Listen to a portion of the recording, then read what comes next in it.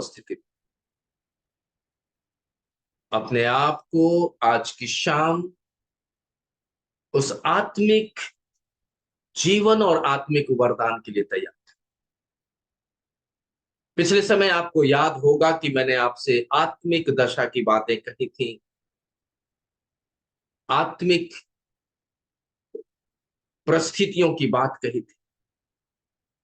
आपको याद होगा मेरे अजीजों की परमेश्वर हमें और आपको अपने स्वरूप और अपनी समानता में देखना चाहता। आपको याद होगा कि परमेश्वर वचन से हमें ये प्रतिदिन सिखाने की कोशिश कर रहा है। आदम और हवा को परमेश्वर ने अपने स्वरूप में बना करके इस बात के लिए अदन की बारी में ठहरा दिया कि वो आत्मिक जीवन निर्वाह करके परमेश्वर की आशीष को पाए।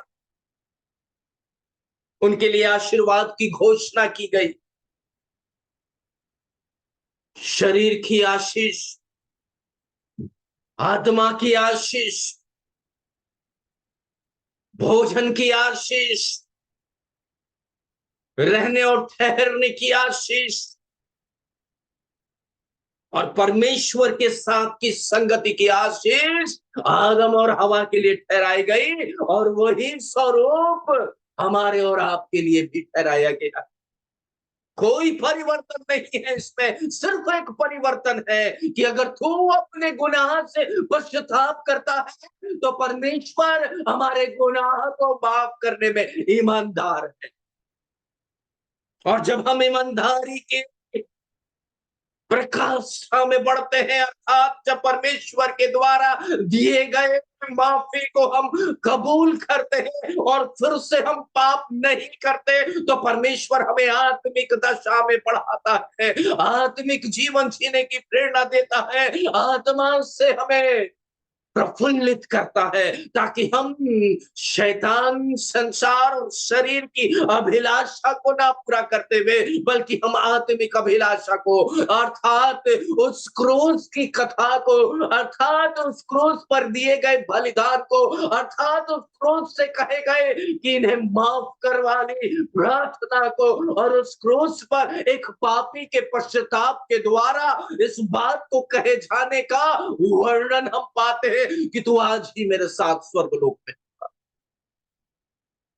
एक आत्मिक दशा हमारे जीवन के अंदर परमेश्वर चाहता है। परमेश्वर प्रतिज्ञाओं को देने में उदार है। परमेश्वर आपसे और हमसे मां की तरह स्नेह करने में माहिर है। वो आपको और हमको गले लगा करके रखना चाहता है, सीने से लगा कर रखना चाहता है। वो केवल एक ही बात कहता है कि जैसा मैं हूं वैसा तुम भी हो। उसके पास और कुछ उम्मीद आपसे नहीं है। अगर हम दिन प्रतिदिन परमेश्वर के स्वभाव में चलते हैं, दिन प्रतिदिन परमेश्वर के स्वभाव में जीवन व्यतीत करते हैं, दिन प्रतिदिन उठते बैठते खाते पीते जागते हमारा हृदय भाव से भरा रहता है। मैं कल शाम को अपनी पत्नी के साथ बैठा हुआ था और उस पत्नी ने, अर्थात परमेश्वर ने जो मुझे अर्धांगिनी दी है, उसने कहा मेरा हृदय आनंद से भरे रहता है। मैं हमेशा प्रभु को धन्यवाद कहती हूँ। मैं उसी समय इस बात को, मेरे दिमाग में आया कि मुझे हर पल परमेश्वर को धन्यवाद कहते रहना। ये सांसें जो चल रही है उसके लिए धन्यवाद कहना है, क्योंकि बहुत सारे लोग इस सांस को लेने में प्रॉब्लम होती है। उन्हें अस्थमा की बीमारी है, उन्हें सांस की अन्य बीमारियां हैं। कईयों के पास आंखें हैं लेकिन धुंधली दिखती हैं, वो सही से नहीं देख पाते। कईयों के पास आंखें हैं ही नहीं, लेकिन हम आभार व्यक्त करें उस परमेश्वर को जिसने हमें आत्मिक दशा में हमें रखा है और हमारी आंखों को दुरुस्त रखा है। भले हम चश्मा लगाते हो, भले हम देखने में असक्षम हो, भले हम अक्षर को सही ढंग से ना पढ़ पाए, लेकिन सुविधाओं के जरिए हम परमेश्वर के वचन को पढ़ते और सुनते और देखते हैं। हालेलुया! ये परमेश्वर का अनुग्रह है, ये परमेश्वर की सामर्थ है। हम परमेश्वर के सामने अपने अपने हाथों को उठा करके स्तुति और भजन गा सकते हैं मेरे अजीजों, बहुतों के हाथ नहीं है। कईयों के जीवन में बहुत भयानक बीमारियां हैं जिनसे वो निराश हो चुके हैं, लेकिन प्रभु प्रतिदिन हमें और आपको आशीष करता, प्रतिदिन आपको और हमको चलने की शक्ति देता है। प्रभु प्रतिदिन हमें हमारी निर्बलता में सबलता देता है। परमेश्वर हमारे असंभव को संभव करता है। परमेश्वर हमारे लिए उपाय करता है, यहोवा ईर बन करके हमारे साथ रहता है, क्योंकि परमेश्वर जानता है कि हमें आत्मिक दशा के अंदर इन्हीं आशीषों की जरूरत है। और मेरे अजीजों, जिस दिन हम अपने आत्मिक जीवन को जीना शुरू कर देंगे, अब्राहम की तरह आशीषित होंगे। जिस दिन हम अपने आत्मिक जीवन को जीना आरंभ करेंगे, हम याकूब की तरह प्रतिज्ञा को पाना शुरू करें। जिस दिन हम प्रभु के समक्ष उसके स्वरूप में हो जाएंगे, वो हमें एक लीडरशिप देगा। जिस दिन हम परमेश्वर के स्वरूप में हो जाएंगे, वो हमें हारून की तरह तेल से अभिषेक करेगा। जिस दिन हम आत्मिक जीवन जीना शुरू करेंगे, उस दिन प्रभु की आत्मा आपके ऊपर काबिज होगी और आप अन्य में भाषाएं प्रभु के नाम की महिमा करें। जिस दिन परमेश्वर के स्वरूप में हो जाएंगे और आत्मिक जीवन को जीना आरंभ करेंगे, हम दानियल की तरह प्रार्थना करना शुरू कर देंगे, घुटने के बल आकर। जिस दिन हम परमेश्वर के स्वरूप में आत्मिक जीवन जीना शुरू कर देंगे, हम उसकी प्रतिज्ञाओं में शामिल हो जाएंगे, और उसका प्रतिज्ञा यही है कि तुम मुझसे भी बड़े बड़े काम करेगा। हालेलुया। प्रभु आत्मिक जीवन जीने के लिए प्रेरणा देता है मेरे अजीज।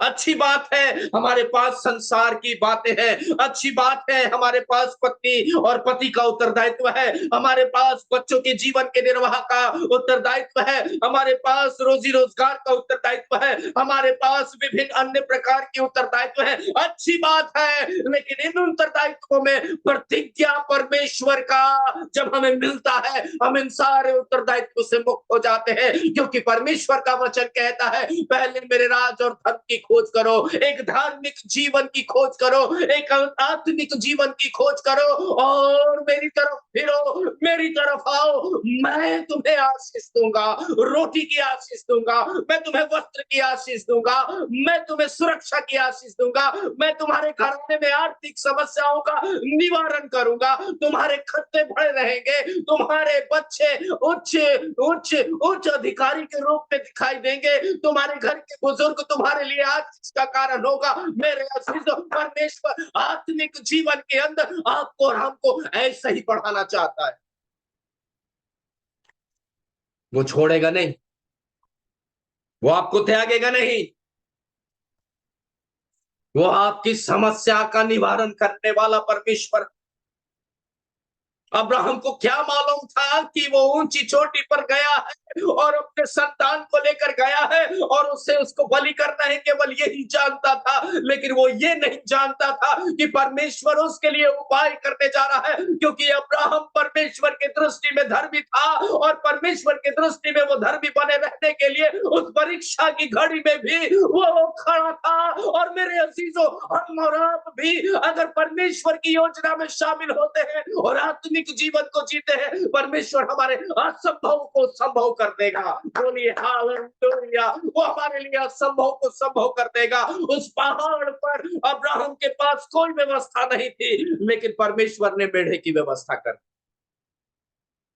मन तैयार करोगे तभी तो, हृदय तैयार होगा तभी तो, आत्मा का स्पर्श होगा तभी तो।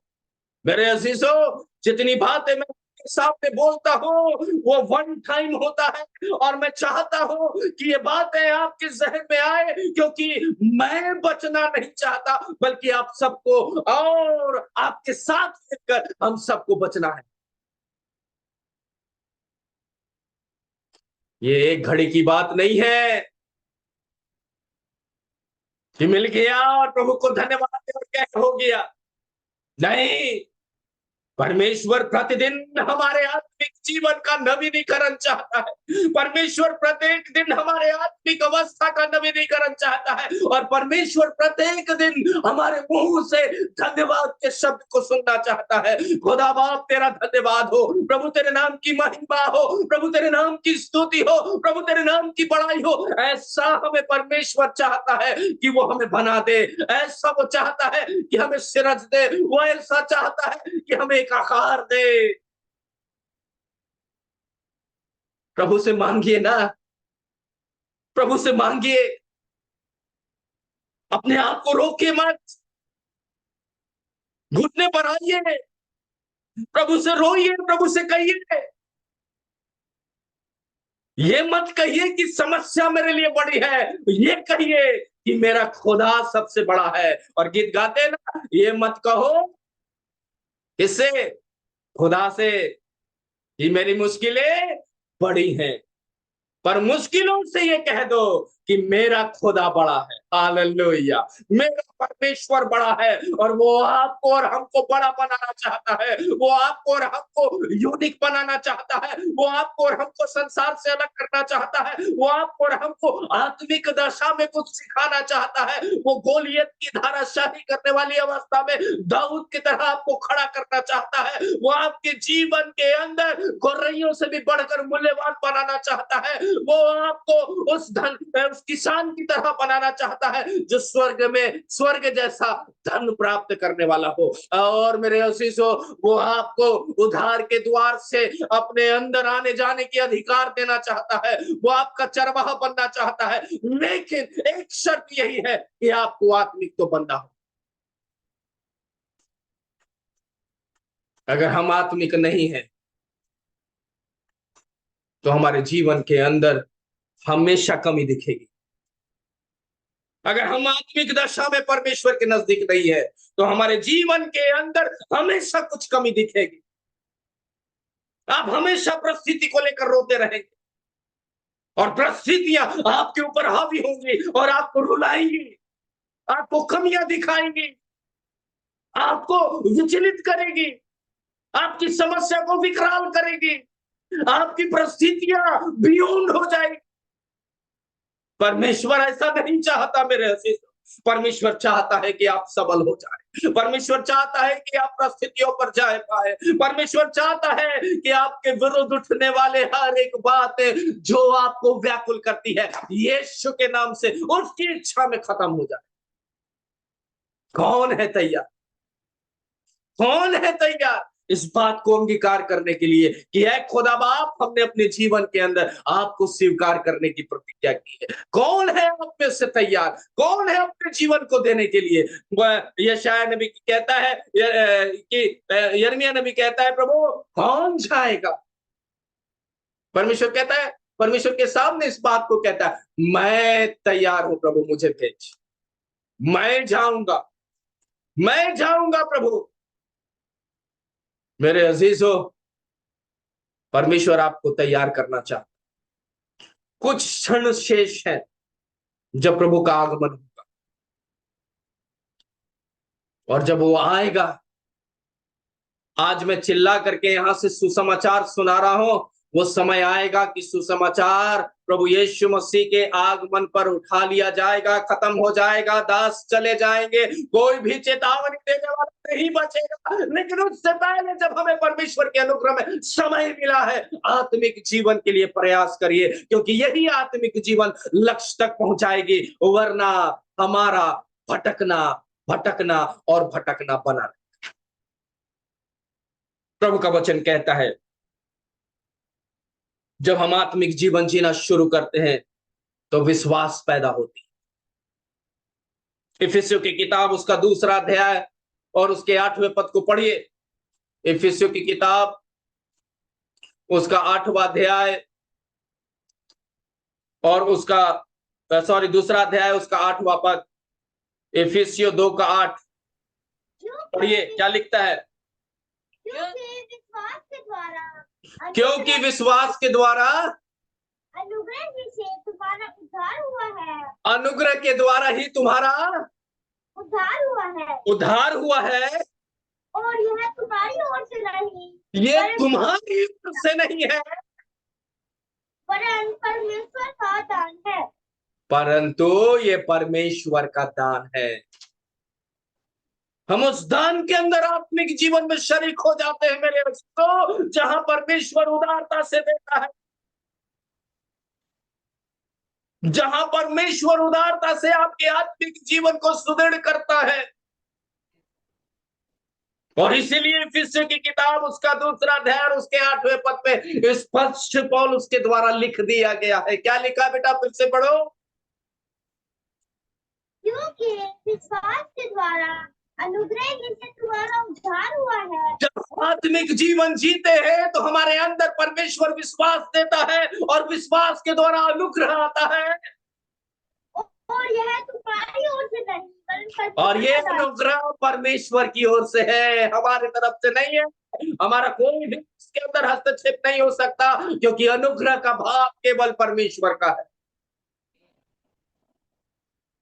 मेरे अजीजों, आत्मिक जीवन आपको धर्मी बनाने के लिए, आपकी धार्मिकता को एक नया नवीनीकरण देने के लिए, आपको एक धार्मिक जीवन के साथ परमेश्वर के स्वरूप में ठहराने के लिए आपको आशीष देता है। आपको एक आत्मिक जीवन जीने के लिए आपको प्रेरित करता है।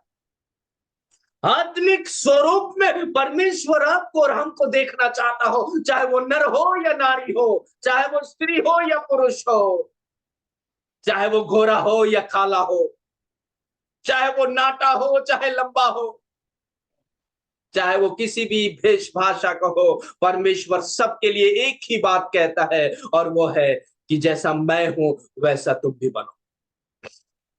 हालेलुया। जैसा मैं हूं वैसा तुम भी बनो। और ये तभी हो सकता है मेरे अजीजों, जब पाप का बोध हो और प्रायश्चित करें और आत्मिक जीवन की तरफ हम बढ़े, क्योंकि आत्मिक जीवन हमारे अंदर विश्वास पैदा करता है, और विश्वास बिना कर्म के और कर्म बिना विश्वास के अधूरा है। इसीलिए अपने विश्वास को चोखा करिए और अपने कर्म को करने के लिए कथनी और करने को समान रखिए, क्योंकि परमेश्वर का स्वरूप और परमेश्वर का स्वभाव ऐसा ही है, हाँ कि हाँ और ना कि ना है। अगर हम पाप करेंगे तो दंड मिलेगा, अगर हम धर्मी बनेंगे तो परमेश्वर की आशीष मिलेगी। हालेलुया। कितने लोग आशीष चाहते हैं? कितने लोग आशीष चाहते हैं? बोलिए ना, कितने लोग चाहते हैं? हाथ तो उठा सकते हैं कम से कम। जो नहीं चाहते कोई बात, देगा भी नहीं परमेश्वर। तो मुझे यहां इनकार करोगे, मैं वहां अपने पिता के पास तुम्हें इनकार करूंगा। अगर जो लोग आशीष चाहते हैं मेरे आशीष, तो परमेश्वर को स्वीकार करना सीखिए, उसके जैसा बनना सीखिए, क्योंकि वो आपको और हमारे जीवन को एक बहुमूल्य आशीषित पात्र के रूप में तैयार कर रहा है। वो आपके अंदर अपनी आत्मा को भर रहा है, पवित्र आत्मा को भर रहा है, और पवित्र आत्मा के द्वारा आपके जीवन के अंदर एक नए श्वास को फूंक रहा है। ये मिट्टी का शरीर भले इस पृथ्वी पर मर जाएगा, खत्म हो जाएगा, नाश हो जाएगा, लेकिन आपकी आत्मिक दशा के कारण, आपके आत्मिक जीवन के कारण परमेश्वर आपके बिल्कुल आमने सामने होगा। जैसे मूसा परमेश्वर के सामने रहता था, परमेश्वर जैसे मूसा की तरफ और परमेश्वर मूसा को देख पाया, वैसे ही आपको और हमको परमेश्वर ऐसा मौका देगा कि हम उसे देख पाएंगे। परमेश्वर हमको ऐसी आशीष देगा जैसे अब्राहम को आशीष दी, और उसके लिए यही कहा, फूलो और फलो पृथ्वी पर भर जाओ, और आशीष दिया कि मैं तुझे ऐसा प्रतिज्ञा देश दूंगा जहां तेरी आशीष से बढ़ती चली जाएगी, और रेत की किनकों की तरह तेरे संतान दिखेंगे। मेरे अजीजों, परमेश्वर ऐसी आशीष हमें और आपको देने के लिए तैयार है, बल्कि आप उसको मान के चलिए कि उस आशीष से कहीं बढ़कर आपको आशीष मिलने जा रही है। क्योंकि अगर आप परमेश्वर की आवाज को सुनते हैं, परमेश्वर के स्वरूप पे आते हैं और परमेश्वर की उपस्थिति में चलते हैं और परमेश्वर के वचन के अनुसार अपने जीवन को तैयार करते हैं, परमेश्वर आप आपके हृदय में वास करेगा और आपकी आत्मिक दशा दृढ़ होगी और आप अपने लिए तो आशीष का कारण बनेंगे, बल्कि साथ साथ आपके घराने भी, आपके कुटुंबी भी आशीषित होंगे। कितने घर के अंदर किस चीज की कमी है मुझे नहीं मालूम, किनके घर में क्या परिस्थिति है मुझे ये नहीं मालूम,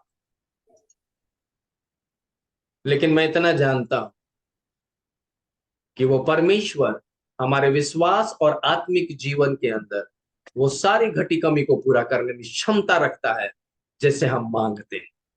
मांगो तो तुम्हें दिया जाए।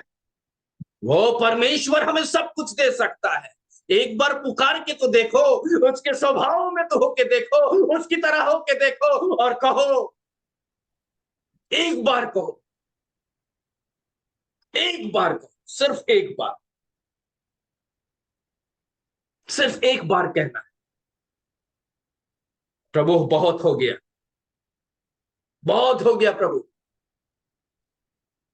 मेरी चाल चलन, मेरा व्यवहार, मेरे शब्द अगर प्रभु आपकी दृष्टि में उचित नहीं है तो उसे परिवर्तित कर दे प्रभु, और मुझे एक ऐसा जीवन दे प्रभु जो तेरी इच्छा की। Thank you Jesus.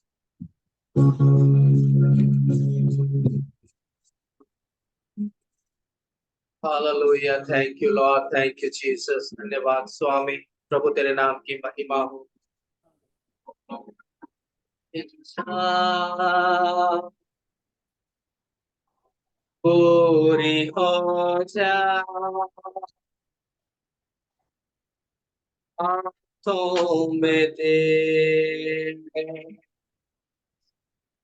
जीवन है ये, मैं मिट्टी हूँ, तू है गुफा, मुझे को उठा, मुझे को बना, मैं मिट्टी हूँ, तू है गुफा, मुझे को उठा, मुझे को बना।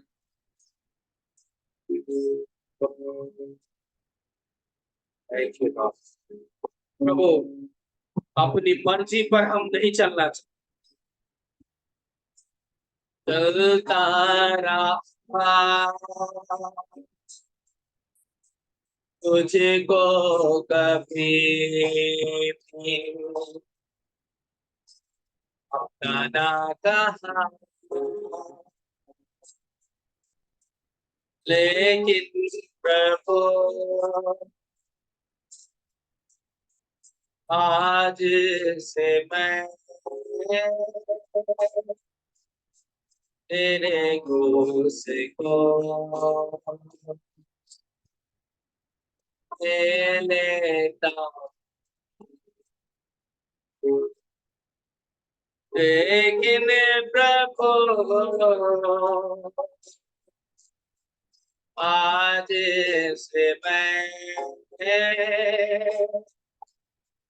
तेरे गुस्से को ले लेता हूँ, तेरे गुस्से को ले लेता हूँ,